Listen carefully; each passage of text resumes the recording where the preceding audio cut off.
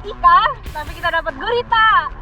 Wah, dia lincah banget. Terus di dalam juga cepet keluar tintanya, banyak banget.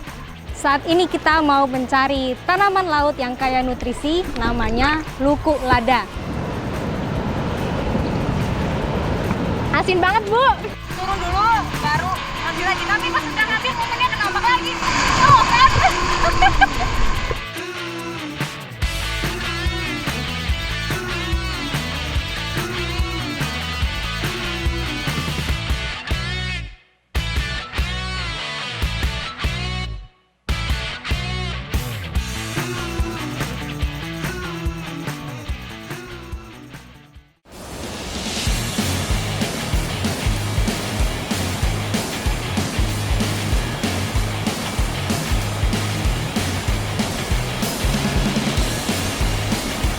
Indonesia adalah surganya peselancar dunia. Salah satu spot selancar terbaiknya ada di sini nih, Pantai Tanjung Setia.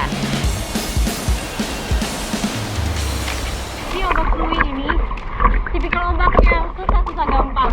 Kenapa? Karena kesulitannya ombak di sini tuh kenceng banget atau cepat banget gitu. Jadi kita harus di atas papannya juga stabil ngejar ombaknya. Pantai Tanjung Setia Krui berada di pesisir barat Provinsi Lampung. Di mata para peselancar seperti saya, pantai ini lebih populer karena keindahan alunan ombaknya. Ombak di sini bergulung-gulung cukup besar dan rapi. Ombak idaman bagi para peselancar. Caranya udah siap.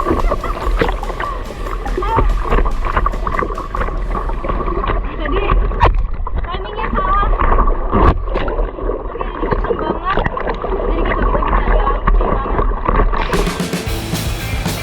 Meskipun saya sudah bergelut dengan ombak sejak kecil, tapi menaklukkan ombak Krui ini bukan perkara mudah. Saya harus tepat menghitung ombak dan take off atau mengambil ombak tepat waktu.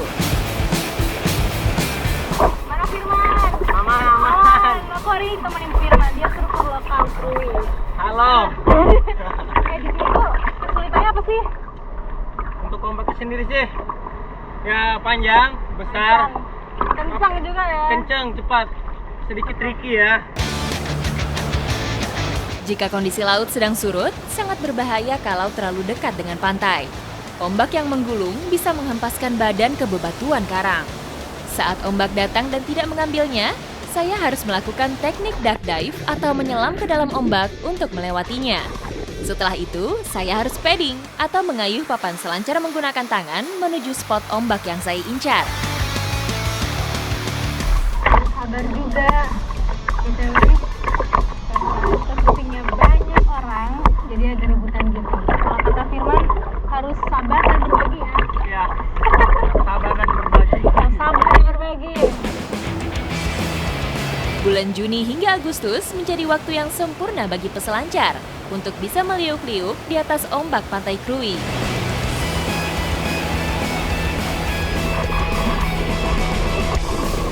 Akhirnya, saya bisa take off dengan mulus. Saat pop up atau berdiri di atas papan selancar, keseimbangan adalah kendali utama supaya bisa terus mengikuti dorongan ombak.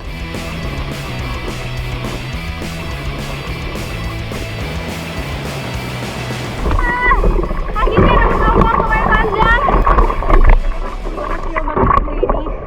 Kalau dibandingkan tempat saya di Pacitan, perbedaannya ada di kecepatan ombaknya. Jadi kalau di tempat saya itu dia lebih konsisten. Tapi kalau di Krui ini emang harus timingnya harus tepat.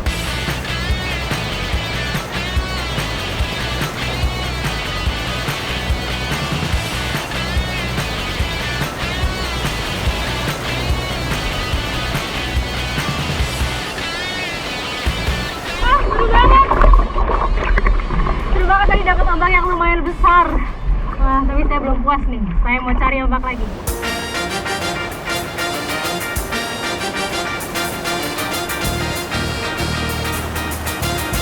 Ombak di sini cukup menantang.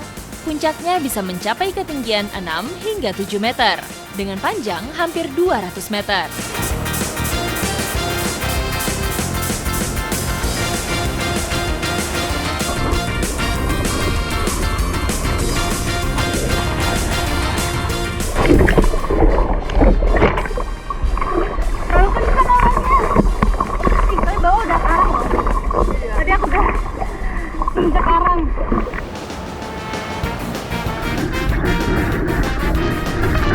Hembusan angin sangat mempengaruhi tinggi atau rendahnya ombak.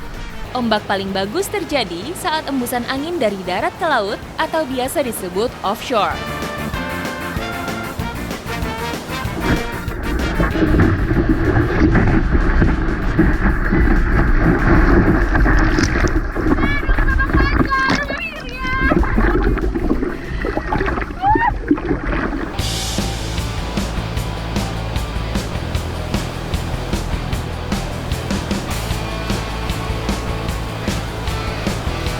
Firman, kalau menurut kamu sebagai lokal, Ya. tipsnya untuk surfing di Bikrui ini kayak gimana sih?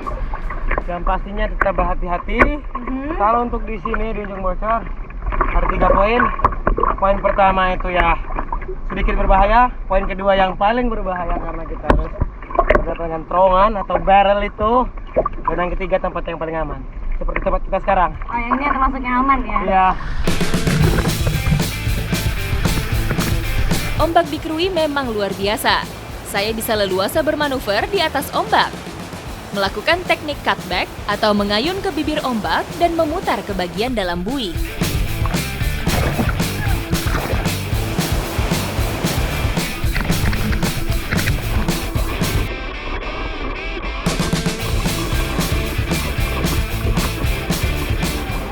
Seru kan? Banget lah. Wah, kita udah selesai surfing ini ya. Makasih banyak Firman dan temennya hari ini ya. Thank you Baik. banget. Kita langsung lanjut lagi. Iya dong, tuh lihat tuh masih bagus. Oke deh, have fun ya. Ya, Aku dah. lanjut lagi. Oke, bye-bye. Bye, makasih. Udah, aku udah selesai aktivitas surfing dan setelah ini udah janjian nih sama teman-teman untuk spare fishing. Ikuti jejak saya, jejak petualang.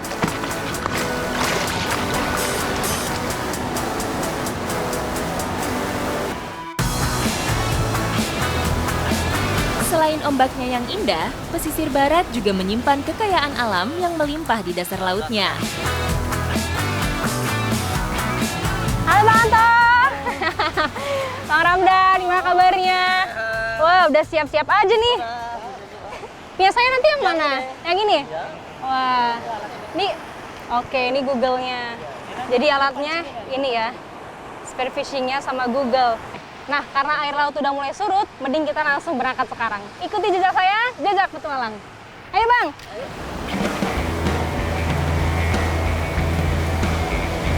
Spear fishing adalah teknik berburu ikan atau biota laut dengan menggunakan tombak.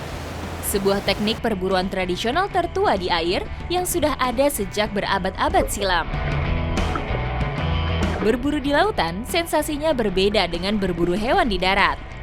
Selain harus memiliki kemampuan membidik sasaran yang mumpuni, spearfishing juga membutuhkan kemampuan menyelam bebas yang lebih dari biasanya. Mata saya harus jeli melihat keberadaan ikan atau biota laut lainnya yang bisa kami dapat.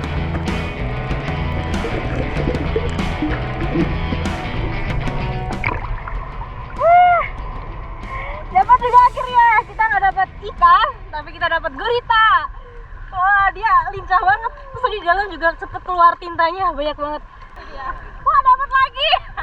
Wah, dapat 3 kita. Meskipun bukan ikan, tapi gurita ini cukup menjadi pelipur lara. Gurita ini sangat lincah di dalam air. Dia bisa berenang dan merayap dengan cepat di dalam celah batu. Selain itu, kemampuannya berkamuflase juga dapat mengecoh pandangan kita. Tinta adalah pertahanan diri dari serangan musuh. Hari ini kita dapat 3 gurita dan ada 1 ikan karang. Dan emang kondisinya ini lumayan susah berarus. Jadi untuk kita dapetin ikannya sama guritanya tadi emang susah banget. Menyelam dalam kondisi berarus memang sangat menguras energi untuk bertahan lama di dalam air. Suhu air yang semakin dingin juga menjadi tantangan yang harus saya taklukkan.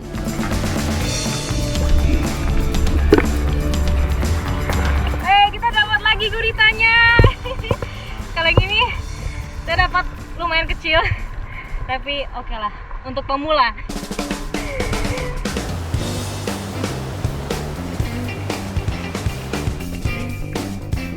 Nah, ini dia hasil tangkapan kita hari ini. Banyak banget nih, ada gurita dan ikan apa nih Bang? Tetaji. Ikan tetaji. Wah, enaknya ini kita olah jadi apa ya Bang? Apa aja yang paling enak? Pastinya enak ya bang ya. Ya. Oke, ikuti jejak saya. Jejak Patuang.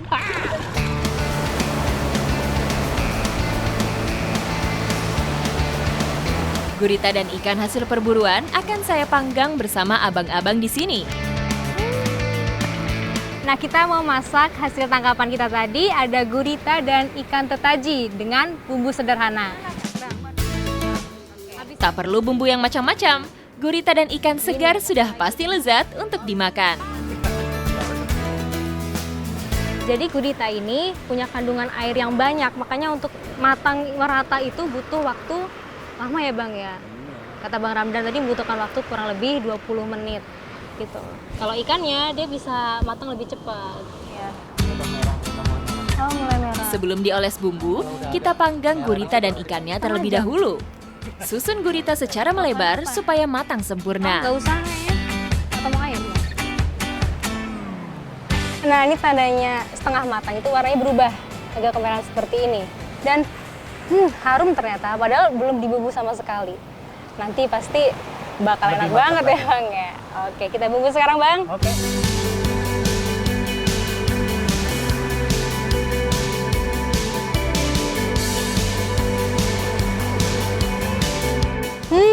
Harumnya sepertinya bumbu-bumbunya ini sudah meresap ke dalam gurita dan ikan tetajinya. Tinggal nunggu matang lagi.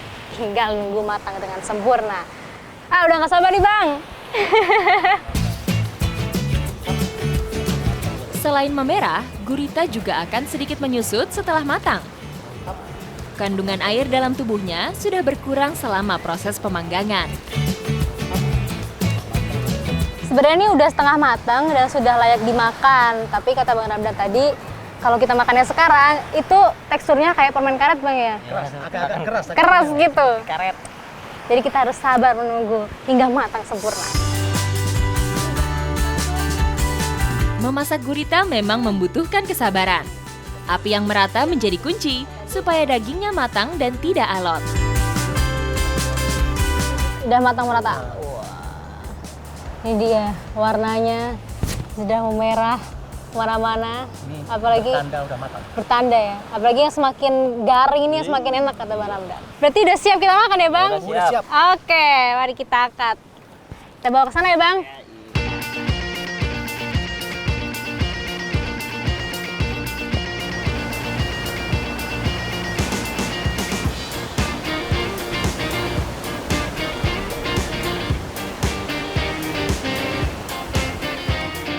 Bumbunya meresap, terus matangnya juga sempurna ini. Kayaknya bumbunya terasa juga ini. Iya. Dan buat saya nggak terlalu pedas karena saya nggak terlalu suka pedas ya. Dan buat saya ini pas banget bumbunya. Tapi kalau teksturnya sendiri emang lebih alot ya bang ya. Mungkin lebih alot daripada cumi. Cuman secara keseluruhan sih ini enak sekali.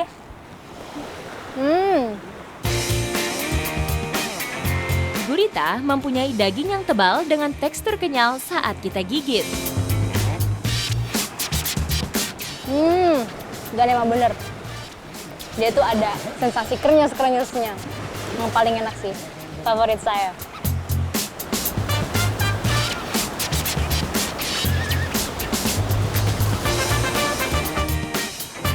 Nah ini ikan tetajinya.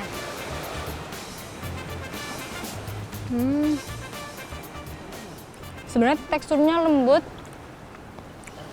tapi ada sedikit bau amisnya bang ya? Iya. Oh memang amis ternyata ikan tetaji ini.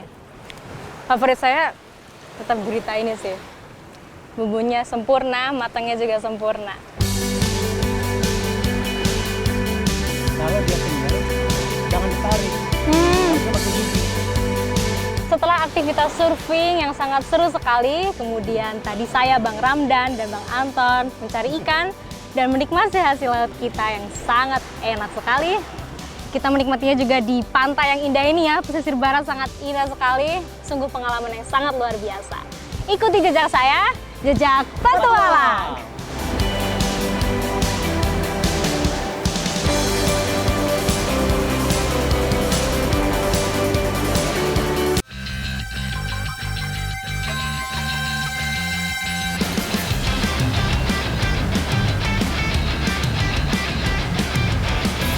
Saat ini kita mau mencari tanaman laut yang kaya nutrisi, namanya luku lada.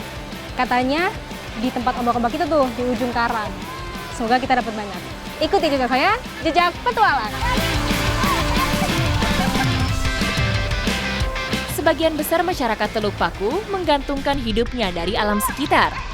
Saat air laut surut, masyarakat biasa melakukan aktivitas berkarang untuk mencari berbagai macam biota laut.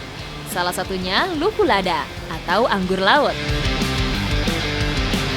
Nah, itu. Ini luku ladanya, Bu. Ya, ini yang namanya luku lada. Kalau kata orang Lampung, luku lada. Luku lada. Ini dia. Dia emang biasa di batu-batu gini ya, Bu ya. Menempel di sini. Terus cara ngambilnya gimana, Bu? Langsung aja ya. Wah. Luku lada termasuk tanaman alga hijau, salah satu jenis rumput laut yang banyak ditemukan di perairan Indonesia. Tanaman ini hidup di laut dengan kedalaman 10 hingga 15 meter dari permukaan laut. Masyarakat di sini biasanya untuk nandain kapan musim luku lada, itu biasanya sama kayak musim lada ya, Bu ya? Iya. Kenapa bisa begitu? Yang nggak tahu kita, kalau lada berbuah, musim Iya. lada, di luku lada, musim juga. Pasti banyak. Pasti banyak. Gitu. Mencari luku lada juga sangat memacu adrenalin. Saya harus berhadapan langsung dengan ombak yang akan beranjak pasang. Kegiatan berkarang selalu dilakukan secara berkelompok, sehingga bisa saling jaga untuk memperhatikan datangnya ombak. Luar biasa perjuangannya. Karena ombak semakin besar, jadi kita berempat harus berpegangan biar aman.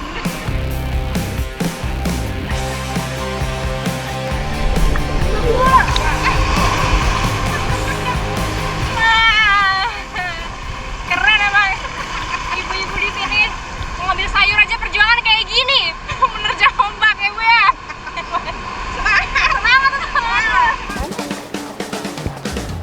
Saya mau nemenin Bapak lebih ke tengah. Semoga sih ombaknya makin bersahabat, tapi nggak tahu ya. Pak, tungguin Pak. Ikut saya. Mau di mana Pak? Mau di mana? Di sana. Depan lagi. Wah, depan lagi. Bapak yang paling berani. Saat ombak datang, saya harus menyiapkan kuda-kuda yang kuat supaya tidak terhempas ombak. Jadi itu yang susah bukan karena ombaknya aja, jadi karena banyak gue gini kan. Nggak Jadi kelihatan. Nggak kelihatan gitu. Nunggu laut surut Ya, baru. turun dulu, baru ngambil lagi. Tapi pas sedang ngambil momennya kena ombak lagi. Tuh kan.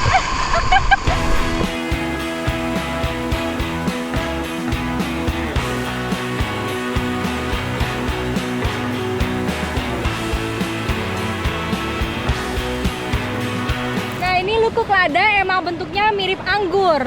Makanya disebut anggur laut, Bu ya. Iya. Tapi ini dia teksturnya agak berlendir gitu. Tapi udah bisa dimakan kan, Bu, sebelum ini? Belum dimasak. Saya mau compare nih. Sudah dimasak sama sebelum dimasak.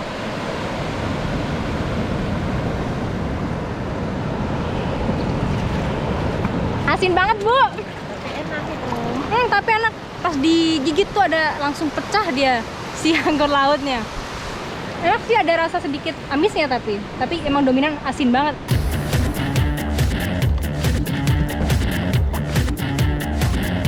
Wah, kita udah dapat lumayan banyak ya, Bu. Iya. Kita mau bikin jadi apa ini? Cobek ini enak nih kalau cobek ya. Pasti enak ya? Pasti enak. Pasti.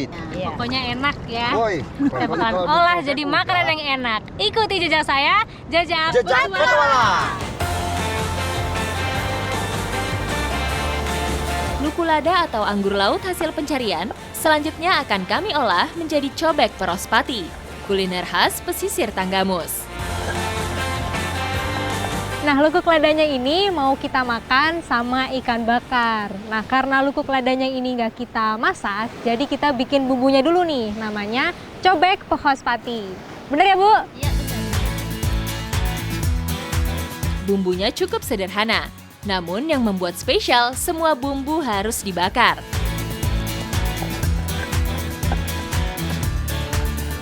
Wah, udah. Ini nih bawang merah yang sudah dipanggang ya, Bu ya. Iya.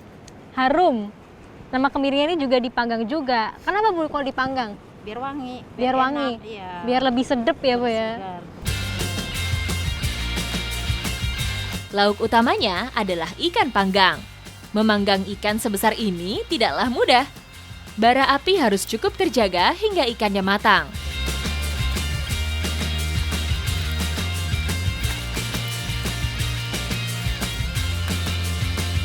Peras kelapa untuk membuat santan, kemudian masukkan bumbu halus dan aduk sampai rata. Kita campur gini aja. Biasanya santan kan dimasak dulu, direbus gitu Bu ya. Tapi ini saya baru tahu nih, ternyata di sini emang nggak dimasak sama sekali Bu ya. Enggak. Bisa Langsung dicampur dicoba. gini aja.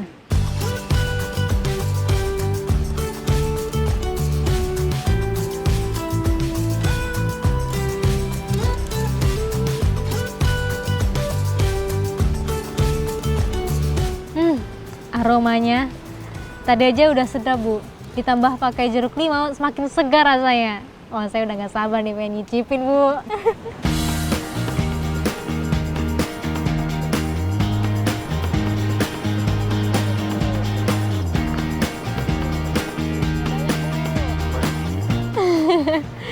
Nah ini ternyata cara makannya nggak satu-satu gitu. Jadi ikan sama si luku ladanya itu dicampur jadi satu di bumbunya ini. Jadi kita makannya langsung tercampur semua bumbunya ya Bu ya? Oke. Biar lebih enak. Biar lebih enak. Kita coba ya Bu? Oke. Bikin dulu. Campurkan ikan dan luku lada ke dalam cobek perospati. Dengan begitu, semua bumbu akan meresap ke dalam daging ikan yang lembut. Gini Bu makannya Bu ya, sama si luku ladanya.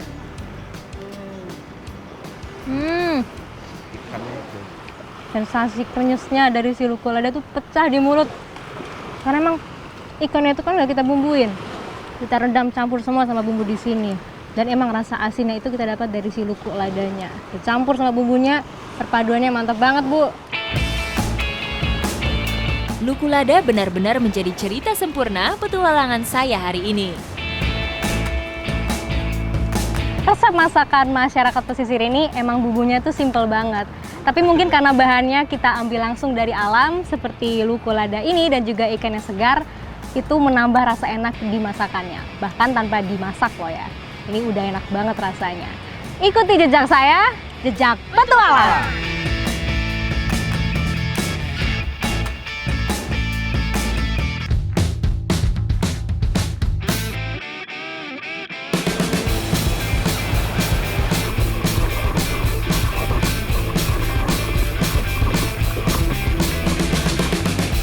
Letak pesisir barat Lampung yang langsung menghadap Samudra Hindia menjadi salah satu faktor kenapa ombak di Krui selalu memikat. Alunan ombaknya yang panjang dan stabil menjadikan Krui sebagai salah satu spot surfing favorit saya. Begitu menemukan ombak yang cocok, saya bisa langsung menikmati berselancar di atasnya, merasakan sensasi adrenalin yang sudah menjadi kegemaran saya sejak kecil.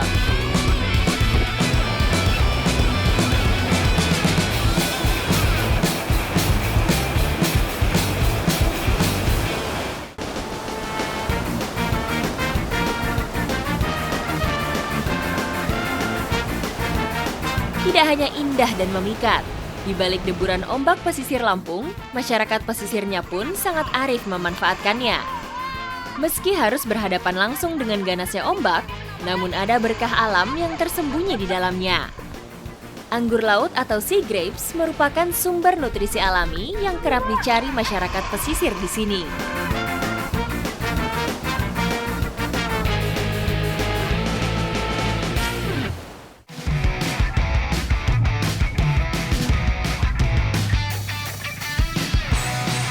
Petualangan saya berlanjut di Pekon Merbau, Kecamatan Kelumbayan Barat, Kabupaten Tanggamus, Lampung. Kali ini saya akan mengikuti panen rempah khas yang ada di sini. Namanya kemukus.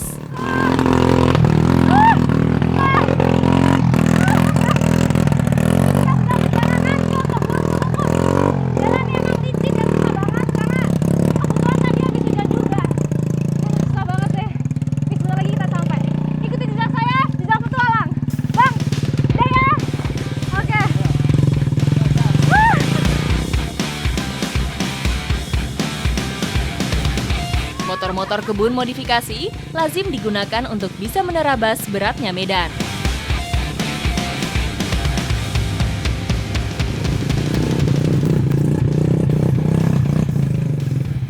Wah, udah sampai nih Bang ya? Ya udah. Oke.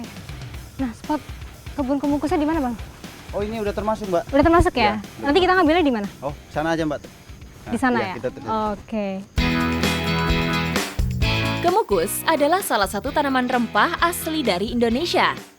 Rempah asli Nusantara ini tergolong sulit ditemui. Di Merbau, tanaman kemukus ini sengaja dibudidayakan karena mempunyai nilai ekonomi yang tinggi.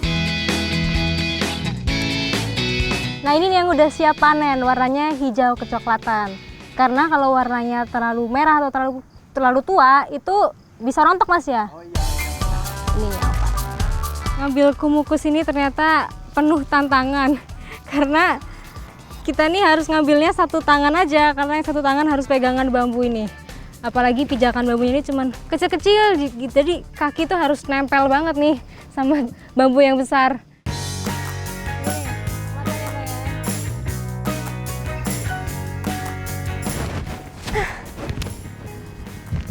Lumayan nih, udah dapat banyak. Saya dapat yang coklat-coklat tadi beberapa. Buah kemukus juga berukuran lebih besar daripada merica. Kemukus ini bisa dijadikan bumbu masakan yang sedap. Tapi harus dijemur dulu kurang lebih 3 hari ya Bang ya. Kira-kira masakannya seperti apa? Ikuti jejak saya, jejak petualang. Ayo Bang!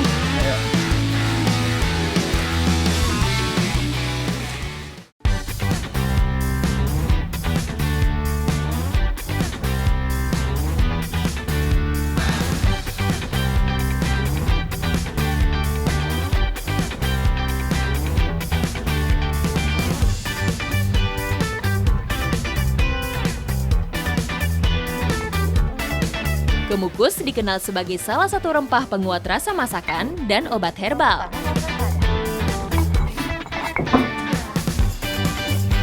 Nah ini kemukus yang sudah dijemur selama 3 hari Bang ya? Oh iya. Nih bentuknya seperti ini. Kayak lada sih, cuman yang membedakan tuh dia ada batangnya. Kita akan bikin masakan apa Bu? Gulai taboh. Gulai taboh.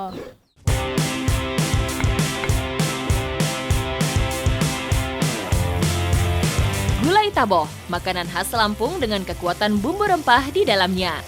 Kali ini, kita akan membuat gulai taboh ikan kakap merah.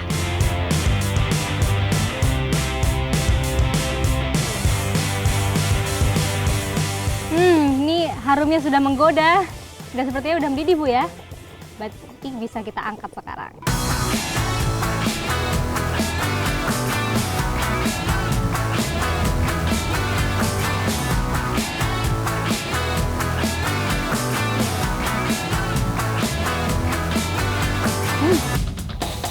Enak Bu. Ini bumbunya meresap dengan sempurna ke ikannya. Mungkin karena semua dimasak dari awal ya, dari bumbunya, santannya dan ikannya. Bisa sangat terasa ada pedasnya, tapi lebih ke dalam. Lebih hangat di dalam tubuh.